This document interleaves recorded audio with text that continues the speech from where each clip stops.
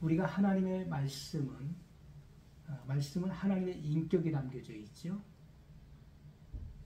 그리고 하나님의 능력이 그 속에 담겨져 있는 것입니다. 그래서 그 말씀을 우리가 감사로 믿음으로 받을 때 그것이 우리를 거룩하게 만드는 것이죠. 뿐만 아니라 우리가 기도라고 하는 것은 하나님과의 교제를 말하는 거예요. 교제. 그래서 거룩하신 하나님을 우리가 대하는 것이죠. 사람은 누구를 만나든지 그 만나는 사람, 만나서 대화를 하고 그리고 교제하는 사람의 영향을 받게 되어 있는 것이잖아요. 내가 누구를 만나느냐는 것은 굉장히 중요한 것입니다. 우리가 거짓말하는 사람을 친구 삼아서 사귀게 되면은 거짓말쟁이가 될 수 있는 거예요.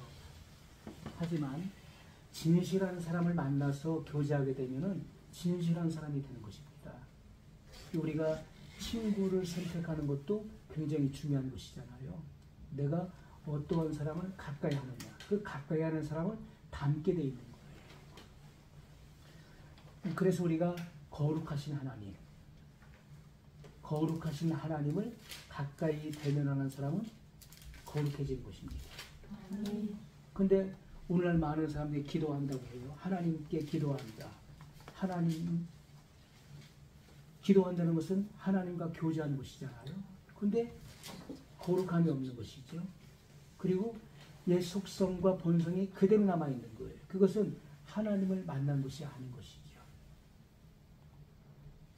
우리가 하나님을 만나서 하나님과 교제했다면 하나님을 닮아야 되는데 변화가 없다면, 기도를 오랫동안 하는데 변화가 없다. 매일같이 기도하는데도 변화가 없다. 그것은 하나님을 만난 것이 아닌 것입니다. 또한 그 사람은 자기를 기만하고 있는 거예요. 그래서 우리가 반드시 그 열매는 하나님을 만난 사람은 하나님을 닮게 되어 있는 것이죠. 그 속성을 닮아야 되는 것입니다. 그것이 우리 삶 속에서 나타나져야 되는 것이죠. 우리가 복음을 이해하고 깨닫고 회개한 사람의 마음 속에 성령님이 오시는 거예요. 내가 복음에 대해서 바른 이해가 없는데 어떻게 성령이 오실 수가 있나요? 내가 증거되는 그 복음을 바르게 이해하고 깨달아야 되는 거예요. 그리고 그 복음이 요구하는 대로 진정한 회개가 이루어져야 되는 것이죠.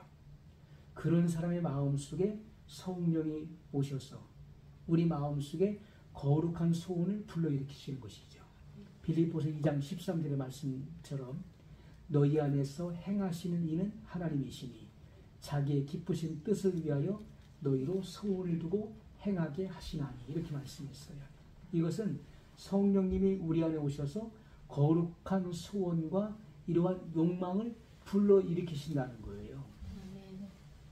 그래서 하나님의 뜻에 순종하도록 만드는 것이죠. 이것은 굉장히 중요한 부분입니다.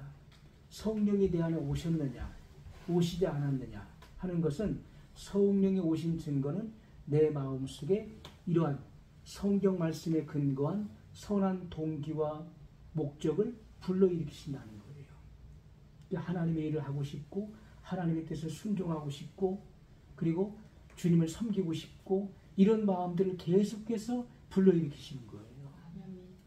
그래서 우리가 주님의 일을 하는 것도 하나님이 공급하시는 힘으로 하는 것 같이 하라 이렇게 말씀했어요. 이것은 하는 척하는 게 아니에요. 그렇게 하라는 것입니다. 내가 주님을 위해서 하는 이 모든 일들이 내 자의로 하는 것이 아니라 내 속에서 선한 동기와 욕구를 불러일으키실 뿐만 아니라 그 일을 능히 수행할 수 있는 그 힘의 원천이 되시는 성령님의 역사를 통해서 그 일을 감당하게 된다는 거예요. 우리가 하나님의 뜻에 순종하면 어떻습니까? 마음이 깊은 거예요.